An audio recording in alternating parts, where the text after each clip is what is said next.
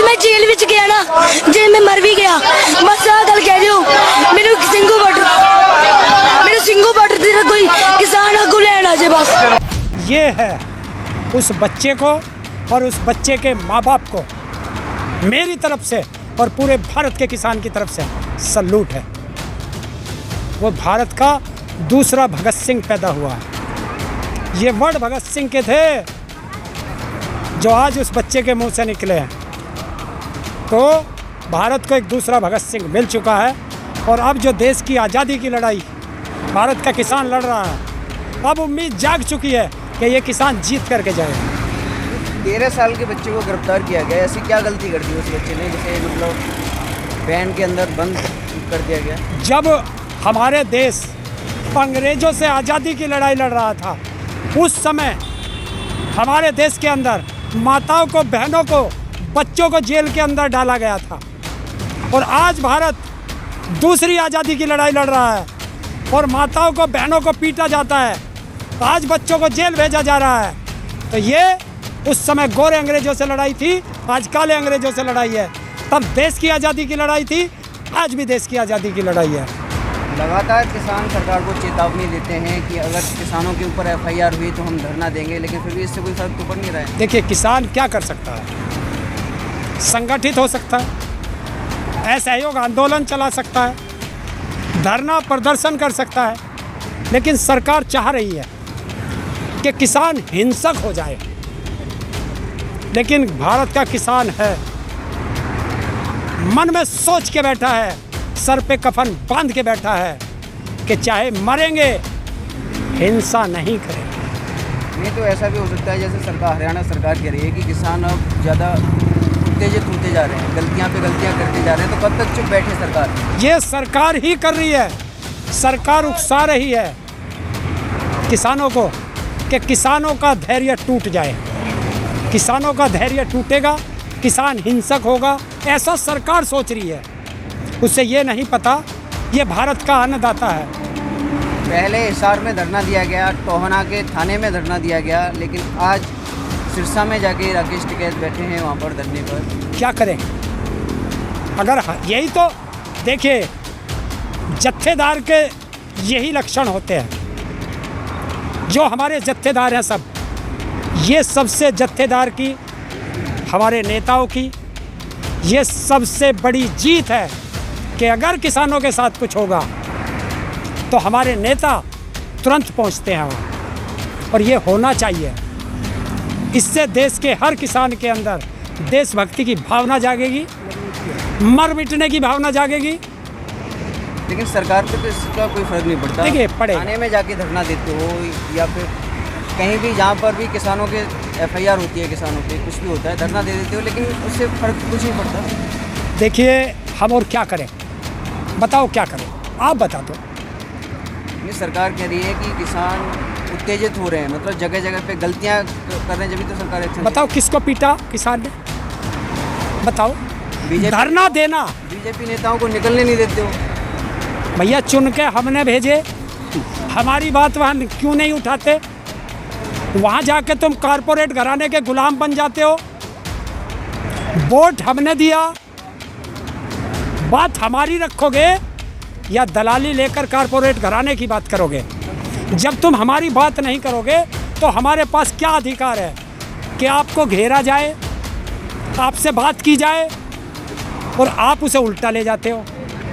ये तो कब तक ये सब चलता रहेगा? जब तक तीनों काले कानून वापस नहीं होंगे, MSP पे गारंटी का कानून नहीं बनेगा, स्वामीनाथन रिपोर्ट संपूर्ण रूप से धरातल पे लागू नहीं होगी, तब तक हम सारे किसान इसी तरह धरना देते रहेंगे। ये तो धरने से कोई फर्क तो करना चाहिए, फायदा तो होना चाहिए। भैया, फायदा और नुकसान कारपोरेट घराने देखते हैं। जब देश की आज़ादी की लड़ाई चल रही थी, हमारे देश के लाखों नौजवानों ने, माताओं ने, बहनों ने, बच्चों ने शहादत दी थी। क्या आप जानते हैं उनका नाम? क्या वे किसी फायदे के लालच में बैठे थे? वो सिर्फ एक ही लालच था कि हमें अपना देश आज़ाद कराना है। और आज किसान भी इसी उस पर बैठा है कि तीनों काले कानून वापस कराने हैं, MSP पे गारंटी का कानून बनवाना है, और जो हमारा देश कॉरपोरेट घरानों के यहाँ गिरवी रखा जा रहा है, अपने देश को बचाना है। ये अब आप सवाल उठाओगे सरकार पे कि 13 साल के बच्चे को गिरफ्तार कर लिया गया, वहीं सरकार के लोग सवाल उठाएंगे कि किसान अब बच्चों को आगे कर रहे हैं। देखिए, जब उनका बाप, उनकी माँ धरने में बैठी है तो बच्चे कहाँ जाएंगे? उन बच्चों का भविष्य बचाने के लिए ही तो हम लोग सड़कों पे हैं। उन बच्चों की ज़मीन बचाने के लिए ही तो हम सड़कों पे हैं। जब वे बच्चे बड़े होंगे और वे हमसे सवाल करेंगे कि बताइए चाचा, ताऊ, बाबा, जब हमारी ज़मीन सरकार छीन रही थी तुम कहाँ थे? तो बताइए हम क्या मुंह दिखाएंगे उनको? हम ये तो कह सकते हैं कि बेटे, जब सरकार तुम्हारी ज़मीन छीन रही थी, जब तुम्हारे अधिकार छीन रही थी, हम दिल्ली के बॉर्डरों पे लाठियाँ खा रहे थे तुम्हारी ज़मीन के लिए। आप लगातार सरकार को ट्रैक्टरों की धमकी देते हो कि जब भी कुछ करना हो कि संसद के लिए ट्रैक्टर जाएंगे। भैया, हमारे पास ट्रैक्टर है, हमारा खेत भी वही जोतेगा, हमारा हथियार भी वही है और हमारी सवारी भी वही है। ट्रैक्टर तो किसान का टैंक है, टैंक। किसान जिधर जाएगा ट्रैक्टर तो उसके साथ जाएगा। 26 तारीख को आप ट्रैक्टर लेके दिल्ली में गए, उसके बाद में भी आपको लगता है कुछ फर्क पड़ा सरकार पे? आपको लगता है कुछ फर्क पड़ा सरकार पे? देखिए, मैं फिर वही कह रहा हूँ कि तुम वही फिर बिजनेस वाली बात कर रहे हो। मैं कह रहा हूँ सरकार से 90 साल लड़े थे हम अंग्रेजों से, तो अब भी कोई पता नहीं है कितने साल लड़ेंगे। हो सकता है हम सब की बलि चली जाए, हमारी आने वाली पीढ़ी लड़े, पर देश को आज़ाद करा के जाएंगे। गुरनाम सिंह चलूनी का बयान था कि किसानों को उतर जाना चाहिए चुनावी रण में, जैसा बयान दिया था उसके। देखिए, ये हमारे नेताओं के ऊपर की बात है, उस पर वे जाने। अभी जो 2022 में विधानसभा के चुनाव हैं, किसान क्या करेंगे? बीजेपी की खिलाफत करेंगे और पूरे उत्तर प्रदेश, उत्तराखंड, पंजाब में चुनाव है। सब जगह किसान जाएगा और सबको समझाएगा कि बीजेपी को वोट नहीं देनी। बंगाल में भी आपने किया, फिर भी सरकार को कोई फर्क तो पड़ा नहीं। बंगाल के बाद आप सोच रहे थे कि बंगाल चुनाव होने के बाद हो सकता है कि सरकार बात करे किसानों से, लेकिन बात तो कुछ नहीं। देखिए, बंगाल के बाद नहीं करी, उत्तर प्रदेश, उत्तराखंड, पंजाब का चुनाव है, इसके बाद करेगी, नहीं करेगी 2024 के बाद करेगी, ये करेगी या आने वाली करेगी। ये गारंटी है कि तीनों काले कानून वापस होंगे, एमएसपी पे गारंटी का कानून बनेगा, तब से सम्मान किसान अपने घर जाएगा, वरना किसान की अर्थी घर जाएगी, किसान घर नहीं जाएगा। बंगाल की तरह यूपी में खेला होगा? नहीं, यहाँ खेला नहीं होता, यहाँ तो खदेड़ा हो, धकेला हो, ये बिल्कुल। कैसे खदेड़ोगे? वोट की चोट से खदेड़ेंगे, और क्या खदेड़ेंगे? डंडा लेके वोट की चोट से खदेड़ेंगे। जब तुझे वोट ही नहीं मिलेगी, अपने आप खिदड़ जाएगा। जनता बात मानेगी आपकी? बिल्कुल मानेगी, पूरे देश की जनता दुखी है इनसे। बीजेपी का तो दावा है कि पूर्ण बहुमत से फिर सरकार में आ रहे हैं वापस। अच्छी बात है, उसे कहने दो। मुंगेरी लाल के हसीन सपने हैं, 6 महीने देख लेने दो।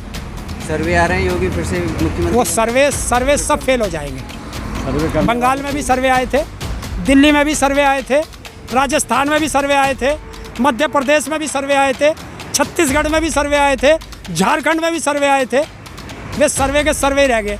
उम्मीद है कि आप देख रहे हो, ये मेरे चारों तरफ खड़े हैं, पूछ ले कहाँ से आए, पूछो। कहाँ से हम लोग मध्य प्रदेश से आए हैं। मध्य प्रदेश में भी किसान गुस्से में बैठा है, वहाँ जितनी पंचायतें हो रही हैं पूरे जोश खरोश के साथ किसान पहुँच रहा सरकार है। तो कहती है कि पूछो कितने आए हैं। कितने लोग आए? करीब 400-500 लोग हम आए हैं वहाँ से। सरकार तो कहती है कि जो बॉर्डरों पे किसान है वो कुछ मुट्ठी भर किसान बैठे हुए हैं जो विरोध कर रहे हैं। जो असली किसान है वो तो खेत में काम कर रहे हैं, वो यहाँ उन्हें असली नकली का पता नहीं है। अगर असली नकली वो नहीं जानते, असली नकली का पता नहीं है उनको। असली नकली का पता होता तो ऐसा ना अगर कहते। यहाँ किसान बैठा हुआ है तो खेत में कौन है? अगर किसान बॉर्डरों पे हैं तो खेत में काम कौन कर रहा है? खेत में भी किसान है, बॉर्डर पे भी किसान है। अरे हम परिवार में बताओ। तो 5 लोग यहाँ आप कहाँ से आए हो? खेती बाड़ी देख रहे हैं। हम मध्य प्रदेश के सतना जिला से आए हुए हैं। मैं अनिल सिंह यादव, किसान तहसील अध्यक्ष, जनपद शाहजहांपुर, तहसील पुआएं से आया हूँ और 300 आदमी लेकर आज मैं काफिला। शाहजहांपुर जी साहब, शाहजहांपुर वहाँ पर क्या माहौल है अभी? से। माहौल तो सरकार के विपरीत है। गाँव हम लोग जाते हैं, मीटिंग करते हैं और वही जो भी हमारे ताऊ जी कह रहे थे कि वोट की चोट से इसको खदेड़ देंगे।